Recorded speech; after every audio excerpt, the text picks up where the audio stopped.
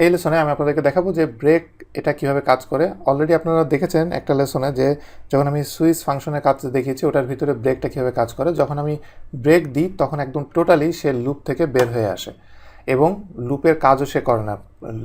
শুধু লুপ না, আমি যেটার কাজই করি না কেন, যে ফাংশনের কাজ করি না, যখন আমি ব্রেক দিব সেই ফাংশনে একদম পুরো আউটে চলে আসবে এবং আর কোনো কাজ করবে না। এইটা হলো ব্রেকের মেন কাজ। এটা আমি যদি একটা উদাহরণ হিসেবে ধরি, যেমন ধরেন যে 10 জন বা যদি 20 জন আপনার কাছে অডিশনের জন্য এসেছে আপনার কোম্পানির কাছে। তো যখন 20 জন কন্টিনিউ যখন এসেছে, আসার পরে 1 থেকে 5 পর্যন্ত এখানে আপনি 5 জনকে আপনি অডিশন নিলেন।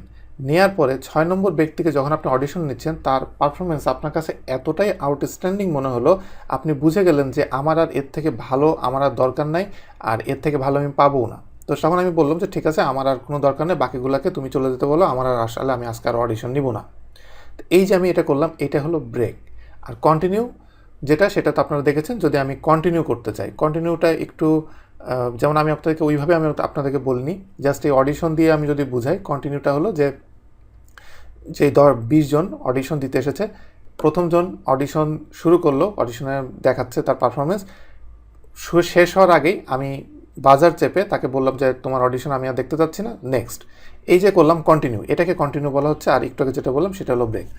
আশা করি আমি যেভাবে বুঝলাম এইভাবে আপনারা বুঝেছেন। যদি এটাই বুঝে থাকেন তাহলে আপনি ব্রেক সম্পর্কে বুঝে গিয়েছেন। এখন আমি ব্রেকের উদাহরণটা আমি আপনাদেরকে দেখাবো।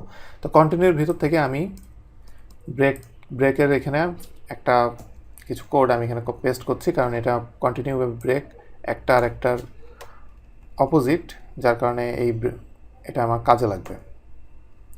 এখানে আমি এটাকে সেভ করলাম, করার পরে আগের সব পুরা সেম ওইটাই। এখন এটাকে আমি যদি রিফ্রেশ দিয়ে আমি এটাকে আমি প্রিভিউতে দেখি, তাহলে এখানে কি দেখাচ্ছে, এটা আগের যে কন্টিনিউর জন্য যেটা ছিল সেটা দেখাচ্ছে। এখন এখানে আমি কন্টিনিউ আর না দিয়ে আমি যদি জাস্ট ব্রেক দিয়ে আমি সেভ দিই এবং আমি রিফ্রেশ দিই, তাহলে এখানে দেখেন কি দেখাচ্ছে, সে টোটালি এখান থেকে বের হয়ে গেল লুপ থেকে এবং লুপটাকে সে স্টপ করে দিল, যার কারণে এই জিনিসটা আর রান করছে না। তার মানে এটা ব্রেকটা খুব স্ট্রেট এবং সিম্পল। আপনি বুঝতেই পারছেন, যখন আপনি ব্রেক দিচ্ছেন তখন একদম সব কিছু সে বন্ধ করে ওখান থেকে বের হয়ে চলে যাবে। এটা হলো ব্রেকের মেন কাজ। এখন কন্টিনিউর মতো ব্রেকেও আপনি এরকম ভ্যালু অ্যাড করতে পারবেন।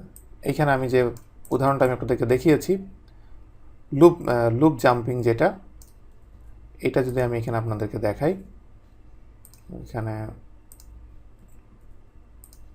লুপ জাম্পিং এটা আমি কপি করে নিয়ে আসি, বুঝতে সুবিধা হবে। এখন এখানে আমি যেটা করেছি, কন্টিনিউ, প্রথমটা কন্টিনিউ আছে এবং দ্বিতীয়টা কন্টিনিউ আছে। তো দ্বিতীয়টা আমি কন্টিনিউ যে 2 আছে, কন্টিনিউ 2 এর জায়গায় আমি যদি এখানে ব্রেক দিই এবং আমি এটাকে সেভ করি, তাহলে এখানে কি হয় সেটা দেখি। তাহলে এখানে দেখেন যে এখানে সে কিভাবে ব্রেক দিয়ে এটা থেকে সে বের হয়ে গেল। এখন সে প্রত্যেকবার কিন্তু ব্রেক দিয়ে দিয়ে বের হয়ে যাচ্ছে। কত নাম্বার ভ্যালুতে আপনি একটু ভালো করে দেখেন, 1 2 1 2, প্রত্যেকটার 1 1 2 2, এটা হলো লুপ নাম্বার 1 আর এটা হলো লুপের ভিতরে লুপ। প্রত্যেকটার ভিতরে দেখেন 2 3 নম্বর থেকে কিন্তু আর নাই, প্রত্যেকটা 3 নম্বর থেকে নাই, কারণ 3 number is equal to count, যার কারণে প্রত্যেকটা 3 নম্বরে সে আউট হয়ে যাচ্ছে, এটা ওকে ব্রেক করছে। কিন্তু উপরের যে লুপ আছে সে আবার রান করছে। এখন আমি উপরের লুপ সহ যদি আমি ব্রেক করতে চাই, তাহলে আমাকে এখানে কন্টিনিউয়ের মতোই এখানে জাস্ট 2 দিতে হবে। এখানে আমি 2 দিয়ে এখন আমি সেভ করলাম। এবার আমি যদি রিফ্রেশ দিই, তাহলে এখানে দেখেন যে এখানে যখন আমি এই ব্রেক ফার্স্ট টাইম যখন সে এই ব্রেক পাবে, একদম 2টা লুপকে সে একসাথে স্টপ করে দিবে, যার কারণে সে অনলি 2টা ভ্যালু এখানে পাবে। তো আশা করি আপনি কন্টিনিউ এবং ব্রেক এই দুটো সম্পর্কে আপনি ভালো ধারণা পেয়েছেন।